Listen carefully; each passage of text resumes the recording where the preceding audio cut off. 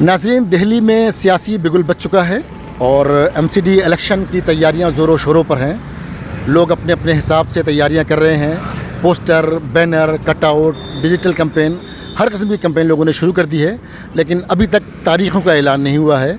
ऐन मुमकिन है कि मार्च के आखिर तक या अप्रैल के आखिर तक वो चुनाव हो जाए। ओखला की एमसीडी की सीट है वार्ड नंबर 102 की, वो बहुत हॉट है क्योंकि शाहीन बाग यहाँ पे आता है और इत्तेफाक से इस बार ये सीट महिला हो गई है। महिला उम्मीदवारों ने जो दावेदारियाँ अपनी पेश की हैं, बतौर महिला आरफा खानम, जो एडवोकेट आरफा खानम है, उनकी दावेदारी कांग्रेस में काफ़ी पुरानी है।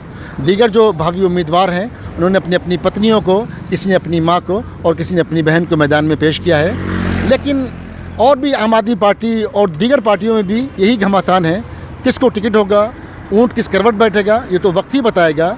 लेकिन आरफा खानम की दावेदारी बतौर महिला बहुत पुरानी है। आइए हम चलते हैं एडवोकेट आरफा खानम के पास, क्योंकि कांग्रेस पार्टी में बतौर महिला उनकी जो दावेदारी है वो सबसे पुरानी है और उम्मीदवारों ने भी अपनी पत्नियों को या अपनी बहनों को या किसी ने अपनी माँ को मैदान में पेश किया है। लेकिन बतौर महिला उम्मीदवार आरफा खानम की जो दावेदारी है वो सबसे पुरानी है। हम अपनी सियासी कैंपेन का आगाज़ उनसे करते हैं। सबसे पहले हम आरफा खानम से बात करेंगे, उसके बाद जितने भी प्रत्याशी हैं हम सब के पास जाएंगे। सबको हम दावत देते हैं कि वो सब हमसे बात करने के लिए तैयार रहें। कांग्रेस पार्टी की आरफा खानम मेरे साथ बैठी हुई हैं। आरफा खानम बुनियादी तौर पर एक सोशल एक्टिविस्ट हैं। बढ़ते कदम नाम की इनकी एक NGO है। कभी भी ये कहीं भी आपको मिल जाएंगी सोशल कॉज़ के लिए आगे बढ़ते हुए, गरीबों की आवाज़ बुलंद करते हुए। हम चूँकि शाहीन बाग में ही रहते हैं, इनको हमने बार बार देखा है, मुशाहिदा किया है, इनकी एक्टिविटी को हमने नज़र में रखा हुआ है और इस वक्त ये कांग्रेस पार्टी में अपनी टिकट की दावेदारी के लिए उम्मीदवार हैं और इनकी दावेदारी बहुत पहले से है। महिला सीट का ऐलान तो अभी कुछ हफ्तों पहले ही हुआ है। ये बहुत पहले से दावेदारी करती आई हैं। पिछले सालों भी इनकी दावेदारी रही थी, लेकिन इनको टिकट हासिल नहीं हो पाया था। इस बार उन्हें मजबूत तरीके से अपनी दावेदारी पेश की है। मेरा आपसे पहला सवाल ये होगा कि दावेदार तो बहुत हैं, लेकिन महिला होने के नाते और इस सीट के महिला हो जाने के नाते आप अपनी दावेदारी को किस अंदाज में पेश करेंगी और औरों से आप क्यों मुख्तलिफ होंगी कि ओखला की आवाम आप पर भरोसा कर पाएँ?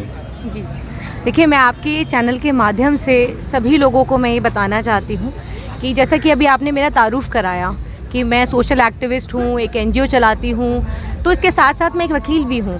तो आज से नहीं, लगभग 8-10 साल हो चुके हैं मुझे, और 8-10 साल से अपने इलाके के लिए ही नहीं, पूरी दिल्ली के लिए, और दिल्ली ही नहीं, मैं यूपी में, बिहार में, जहाँ पर भी जिसकी भी मैं आवाज़ बन सकती हूँ, कोशिश करती हूँ कि मैं अपने ज़रिए, अपने लोगों के ज़रिए उसकी आवाज़ उठाने की कोशिश करती हूँ।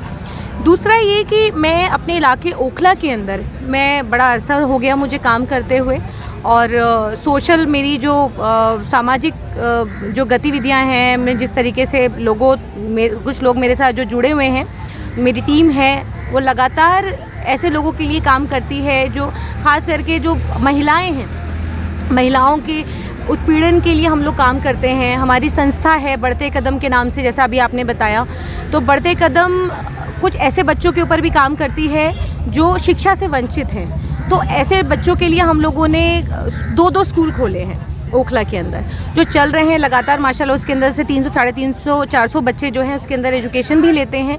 इसके अलावा हम लोग लगातार, आपने हमेशा देखा होगा कि हम लोग राशन वितरण का काम करते हैं। कोविड का टाइम आया तो हमने ऑक्सीजन लोगों तक पहुंचाने की कोशिश की, दवाइयां हमने पहुंचाने की कोशिश की।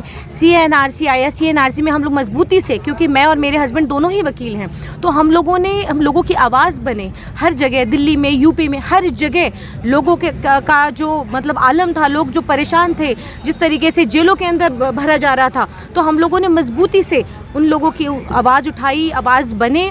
इसके अलावा हम लोग लगातार काम करते आए हैं और उम्मीद है कि कांग्रेस पार्टी हम पर भरोसा भी जताएगी और हम लोग उस भरोसे को कायम भी करेंगे। ये तो ही आपकी अपनी बातें जो आपने बताई कि आप क्यों सक्षम हैं इस इलाके को लीड करने के लिए, लेकिन बतौर काउंसलर अगर आप जीत जाती हैं तो लोगों के सामने बड़े चैलेंजेस होते हैं। जितने भी काउंसलर यहाँ पर रहे हैं, पिछले काउंसलर वाजिद खान ने दावे किए थे कि आने के बाद मैं कूड़े घर ज़रूर बनवा दूँगा, और उन्होंने बाकायदा एक इंटरव्यू में ये बात कही थी जो रिकॉर्डेड है, लेकिन वो नहीं करवा पाए वो काम। वो कहते हैं कि हमारे लिए ज़मीनों के मसले हैं, बहुत सारे मसाइल गिना देते हैं, इस वजह से हम काम नहीं कर पाए। तो ये जो बुनियादी जो मसले हैं सफाई के, हाइजीन के और जो स्ट्रीट लाइट के और गलियों के, सीवर के जो मसाइल यहाँ पर हैं, आपके पास क्या मैकेनिज़्म है उनको सही करने का? क्या प्लानिंग है जो आपके पास और उससे ज़्यादा बेहतर होगी? देखिए, आपने बहुत अच्छी बात कही कि पिछले जो अभी जो मौजूदा पार्षद हैं, इससे पिछले भी जो पार्षद रहे हैं, देखिए ओखला के अंदर एक ये जो मुद्दा आप बता रहे हैं, ये मुद्दा बहुत ही बेसिक मुद्दा है कि हम लोग सिर्फ कूड़े में, सफाई में, सीवर में यहाँ फंस कर रह गए हैं, जबकि इससे आगे भी हम बहुत कुछ कर सकते हैं। और ख़ास करके जैसा मैंने अभी बताया कि महिलाएँ मेरे साथ जिस तरीके से जुड़ी हुई हैं, क्योंकि हम लोग महिला उत्पीड़न के ऊपर काम करते हैं, बहुत सी महिलाएँ ऐसी हैं जिनको जो मुझ पर बहुत ही ज़्यादा एतमाद करती हैं, भरोसा करती हैं। तो क्या यहाँ पर जब हम ओखला की बात करते हैं तो वो उनके अपने मसाइल से और ओखला के तमाम जो मसले हैं तो उस पर बात ना होकर के हमेशा कूड़े पे बात होती है, हमेशा सीवर पे बात होती है, क्योंकि यहाँ पर इसको इतना बड़ा मुद्दा बना दिया गया है कि जिससे लोगों को लगता है कि सिर्फ एक यही मुद्दा है।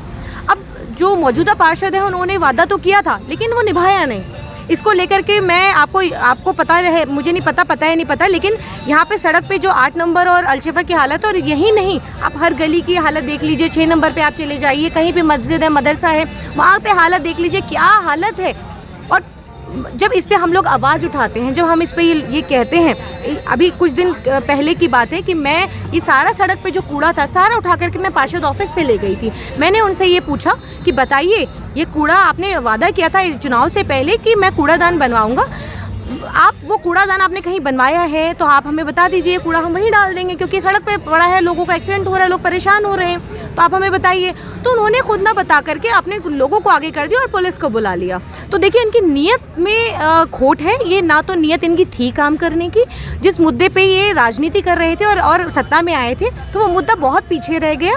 और अब आप अगर मेरे विजन की बात करते हैं तो देखिए ऐसा है, अगर काम करने की नीयत हो, आपका इरादा हो, तो सब कुछ पॉसिबल है।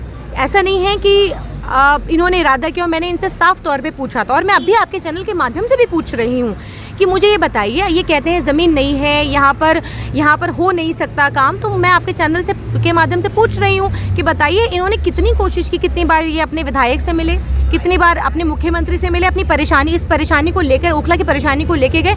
अगर देखिए, मैं अगर जीत कर आऊँगी और ओखला की जनता मुझ पर विश्वास जताएगी, तो देखिए मैं वकील हूँ और वकील के साथ साथ मैं लड़ना भी जानती हूँ और मैं अड़ना भी जानती हूँ। बिल्कुल, आपने बिल्कुल सही जगह निशानदेही की कि गंदगी, सफाई, कूड़ा घर, इन पर फोकस होकर रह गया है।